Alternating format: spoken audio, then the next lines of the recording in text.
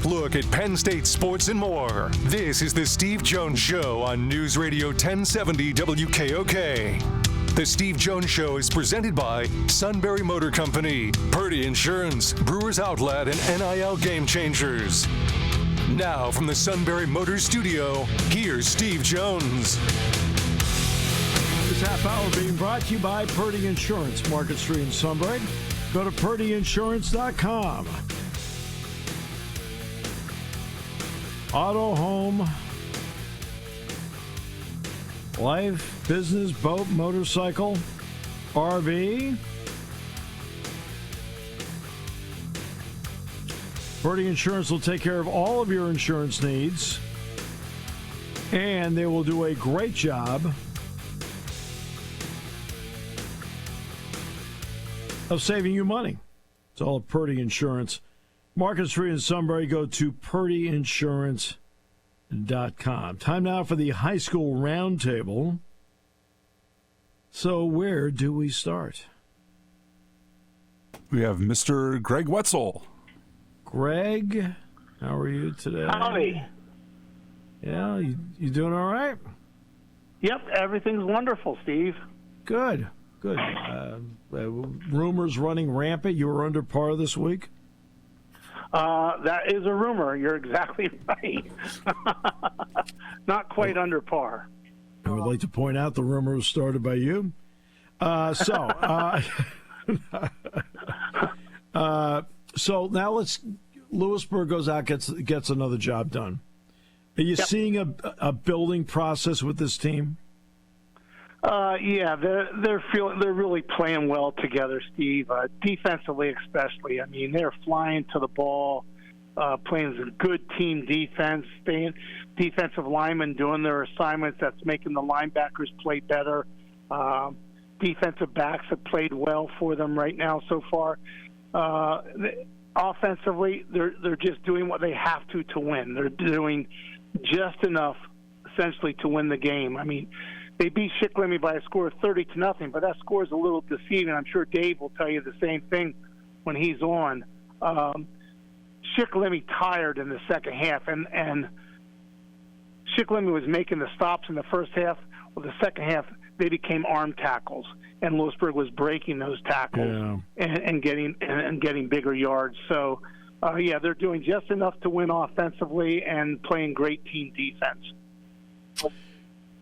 Yeah, when you look at because of how they now play offense, what has that done for the play calling? Because there are more options available. Well, they are trying to get the passing game going, and if they get the passing game going, it's going to really open up the running lanes for Jeremiah Davis. Right now, they completed 5 passes in 2 games for roughly 40 yards, a little over 40 yards. Receivers are open. It's just, the ball's a little late getting there. Sometimes the receiver drops the pass. Sometimes it's a contested ball, and, the defensive back makes a nice play. So it's a combination of things. But if they get the passing game going, they're going to be tough to defend because they have 3 quality running backs, and the quarterback can also run the football. When you look at the next game, the one coming up, what are a couple of things you want to keep in mind as you watch Lewisburg play the game? Number one, I think you want to make sure you're watching Jeremiah Davis. I mean, he is the premier player on the team, okay? And when I say that, you just don't see many high school running backs that his cutback ability, his ability to break tackles, and he has speed to outrun a lot of high school players. That's the first thing. The second thing you want to watch is the play of the defensive line. Hayes Schumacher has done a really good job playing defensive tackle, and in the defensive tackle scheme that Lewisburg runs right now, the quarterback rolls out. He has outside containment a lot in those. And he has done a remarkable job in outside containment of keeping the quarterback in the pocket. Last week he even got a sack. He tipped 2 passes also. So he's done a great job of doing that. Linebackers, they're just flowing to the ball. And the front seven for Lewisburg is just fun to watch defensively. They make good tackles. There aren't a lot of tackles being broken. They're in sound position to make the plays. And to me, they're a fun team to watch right now, Steve. Which then brings us to this one: the ability to handle success. How important is that element? Yeah. Oh boy, it's funny you brought that up. I was at practice, Tuesday night for a bit, and after practice, that's what the coach was talking about. Guys, we're 2-0, but we have to practice like we're 0-2. You know, we want to practice harder. We want to practice the right way. And what's happening is they're having a practice of say an hour and a half, an hour and 45-minute practice. Well, 45 minutes of it's a good practice. Then all of a sudden they lose focus, and they start making mistakes, mental mistakes at their practice and stuff like that. And the coach is saying, look, if we want to keep being successful, you got to keep practicing at a high level. And I didn't get back to practice on Wednesday night to see it, and I hope to get there tonight to see how they do tonight. But they were losing some of the intensity and mental awareness at practice on Tuesday night. Gregg, it's always a pleasure. Thanks so much. Appreciate your time. Okay, thank you so much, Steve. Have a great day. You too. Bye-bye. So, Todd, we go next to Dave, or is it going to be you on Selinsgrove? It's the chief is here. Chief. Steve, how are you today? I'm doing well. Good. How much is Shikellamy hurt by depth and getting tired in the second half of games? I think that's part of the reason they're having some problems, depth, and they were missing one of their key defensive people this week too. But I think both of those are. I think Coach Kaiser addressed that when Kevin talked to him before the game last week about the fatigue, and yeah, I'd say that's a big part of it. I will tell you, I think another thing is the fact that they basically were playing very well, and Lewisburg ran a fake punt and got a first down, and it kind of changed the whole atmosphere of that game because they scored off of it then. And of course, I always thought when you score the first touchdown, the other team has to learn how to come back, and Shikellamy hasn't done that yet. Yeah, which is a tough thing to do. Now, yes, it is. Are they? Here's the part. Some teams aren't built to come back. Penn State just did the opener with West Virginia, and Jack and I talked about playing with the lead, especially if you get up by 2-3 scores, because West Virginia is not built to be a comeback team. Is Shikellamy built to be a comeback team? I think, I don't know if I can answer that question. I haven't. I guess I haven't seen. I've seen two games one game where they had the lead and they didn't keep it, and another where they never did get the lead and just couldn't come back from it. I'm hoping that they're a team that doesn't have to come back many times. That would be the best way to handle that situation, and I'm sure that's the way Coach Kaiser would like it too. Playing from behind is like you said, very difficult, and especially when the other team has a lot of momentum. How many two-way players does Shikellamy have right now, and do they have too many? Well, I would think they probably have 7 or 8 that go both ways. Mm-hmm. And the thing is that they have to go both ways. There isn't anybody that they have to fill in. I do know this. Last year they had several that went both ways, and a lot of them were underclassmen, and those underclassmen are back again. So, I thought they might get themselves acclimated to it.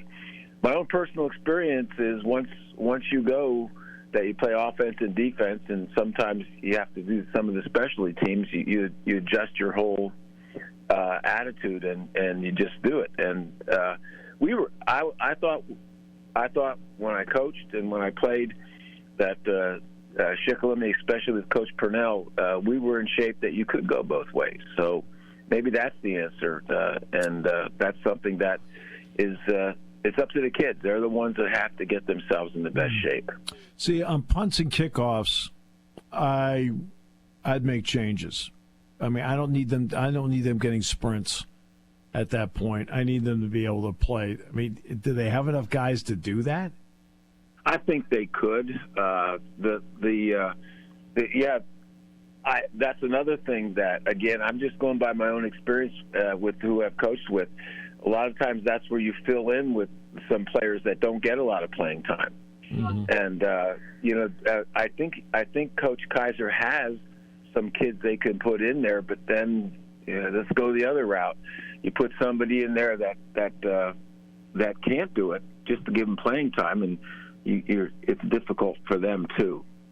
Again, I haven't seen. I've seen 2 games in a scrimmage, and I really think that the big problem is a little bit of lack of experience for some of the kids too. So, but you're absolutely right.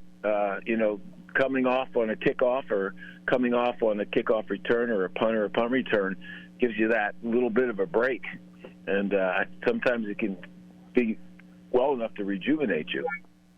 All right, so how do you view this week's game? Well, I watched Shamokin. I watched them against Pottsville, and I watched them against Lake Cleveland, and they probably have the biggest team that I've seen in many years, and their guys on the line just aren't 275, 280, but they're athletes. They play very well. They have a good quarterback, second year that he's played, and of course, Shamokin always has somebody I label them as the 100-meter champion because they're very fast. This is a really good Shamokin team. I really am impressed with them, and there's experience there too. The Braves are going to have their hands full. They're going to have to play hard, and they're going to have to get some breaks too. The best thing could happen to them if they could force some turnovers and make. Or here's the best thing they could do: make that field long for Shamokin, so they have to go 80, 70 yards for a touchdown. You give them a short portion, they're going to be in no time at all. So it's a good. Shamokin is a good. Coach Mark Persing has a good squad this year. Hey, always, Dave. Thanks so much. Appreciate it. Yeah, thank you, Steve. All right, you have a good day too. You too. All right, so now we get to Selinsgrove. That's your job. I know you were at the Shikellamy Lewisburg game last week, so I do understand that. Well, the Selinsgrove's heading up to Jersey Shore tomorrow night up at Thompson Street Stadium. They will be looking for their first win up there since 2016, believe it or not. Yeah. It's been a long time. I did talk to Coach Wenrick a little bit last night. Wasn't the issue down at Twin Valley was not. Twin Valley was a better team.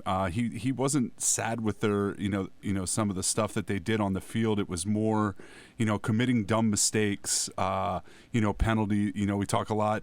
All levels of football about pre-snap penalties, and they kind of struggled with that, and they gave up some big plays. And he kind of. He mentioned that he put them in pads on Monday just to get a full workout in, and he likes what he's seen since Monday. But this is always such a tough trip for anybody to go up there and play at that stadium. It's everybody's on turf now, and Jersey Shore still has their grass field. It's small, it's tight. Everybody is there, on top of you, and they're pointing to this game. I think everybody knows what happened last year in the regular season meeting. That's right. And they're having, they told people to, it's an orange out. You're supposed to wear number 4 for max angle. So these people were kind of prepared for the Seals to come up. And, this is it's a different group of Selinsgrove players for the most part. There's a couple kids back, but we'll see how, they handle the environment and being, for lack of a better term, everybody's enemy for 2 hours. Oh, it sounds so harsh. Yeah. Oh, it sounds like our staff meeting. All right. Hey, we'll take a break. Come back with more in a moment here on News Radio 1070 WKOK, brought to you by Purdy Insurance. Party time, game time, or just fun time. Doesn't matter what time it is because it's Brewers Outlet time. The beverage supermarket has the area's largest beer selection. Imports, microbrews, ciders, and domestics. Pick from over 100 ice-cold 12-packs and dozens of 24-ounce singles. Soda, snacks, hot sauces, fresh roasted peanuts. Make it one-stop party shopping, and don't forget the pickle bar. So whatever you're celebrating or just doing it up, Brewers Outlet, Reagan Street, Sunbury wants to see you. And thank you for your years of patronage. When car repairs get difficult, Well, I just don't know. Me neither. we get good. Sunbury Motors. More than quality new and used cars, Sunbury Motors specializes in complicated auto repair diagnosis.